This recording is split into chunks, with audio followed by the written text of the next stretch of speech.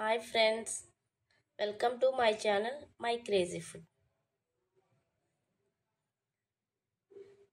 చూడగానే నోరూరించే తినాలనిపిస్తుందా ఈ చేపల కూర చూస్తుంటే? అయితే ఈసారి గోదావరి స్టైల్లో చేపల కూర ఎలా చేయాలో తెలుసుకుందాం. ఎప్పుడు రొటీన్గా కాకుండా ఈసారి వాళ్ళ స్టైల్లో తెలుసుకుందాం.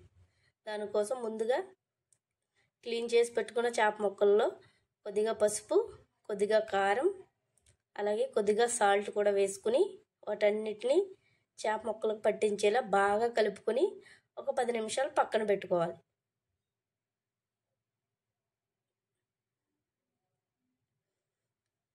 ఒక మిక్సీ జార్ తీసుకొని కొద్దిగా ఉల్లిపాయ ముక్కలు, అలాగే కొన్ని వెల్లుల్లి రెబ్బలు, అలాగే కొద్దిగా ధనియాలు, కొద్దిగా జీలకర్ర వీటన్నిటిని వేసుకుని పేస్ట్ రెడీ చేసుకోవాలి. చేపల కూర కోసం ఒక బాండీ పెట్టుకుని దాంట్లో ఆయిల్ పోసుకొని కొద్దిగా మెంతులు వేసుకుని దాంతోపాటు ముందుగా రెడీ చేసి పెట్టుకున్న ఆనియన్ పేస్ట్ని కూడా వేసుకుని బాగా వేగనివ్వాలి. ఇలా వేగుతున్న వాటిలో కొద్దిగా కరివేపాకు కూడా తుంచుకుని వేసుకోవాలి.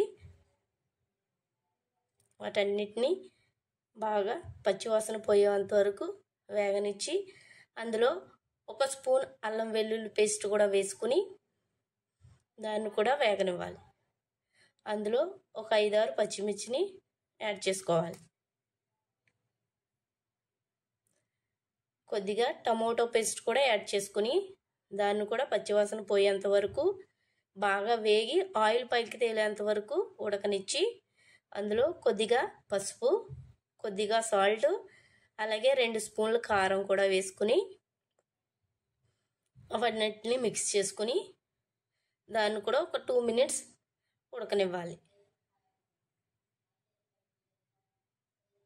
ఇలా బాగా ఉడికి నూనె పైకి తేలిన తర్వాత ఆ గ్రేవీని కొద్దిగా బౌల్లోకి తీసుకుని పక్కన పెట్టుకోవాలి. అందులో ముందుగా మ్యారినేట్ చేసి పెట్టుకున్న చేప ముక్కల్ని అవన్నిటినీ సరిగ్గా చక్కగా సర్దుకోవాలి. ఆ విధంగా సర్దుకున్న చేప ముక్కల పైన ముందుగా పక్క పెట్టుకున్న మసాలా ఆనియన్ పేస్ట్ అంతటిని పైన కూడా అన్నిటికీ పట్టేలా వేసుకుని అది బాగా కలిపి కొంతసేపు మూత పెట్టి ఉడకనివ్వాలి. అలా ఉడికిన తర్వాత ఒక బౌల్ చింతపండు రసాన్ని కూడా వేసి ఒక్కసారి బాండీ పట్టుకుని కలపాలి.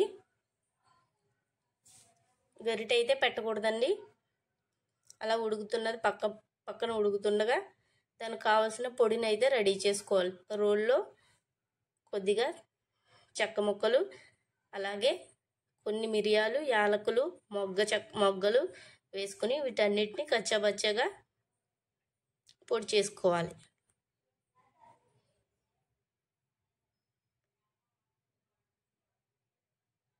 ఇదైతే స్పెషల్ మసాలా అండి. ఇది మంచి టేస్ట్ వస్తుంది చేపల కూరకి. ఈ పొడిని తీసుకొని బాగా ఉడికిన చేపల కూరలో ఇలా బాగా ఉడికి ఆయిల్ అంతా పైకి తేలిన తర్వాత దించే ముందు ఈ పొడిని దాని మీద చల్లుకొని 1 మినిట్ పాటు ఉడకనివ్వాలి.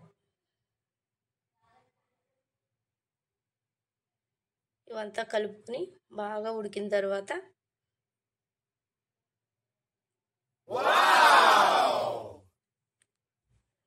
దించే ముందు కొద్దిగా కొత్తిమీర తరుగుతో గార్నిష్ చేసుకుంటే గోదావరి స్టైల్లో చాలా రుచి అయిన నోటికి చక్కటి రుచినిచ్చే చేపల కూర రెడీ అయిపోతుంది.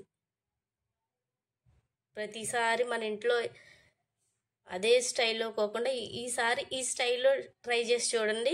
కంపల్సరీ ప్రతిసారి ఇలాగే ట్రై చేస్తారు, అంత టేస్టీగా ఉంటుంది.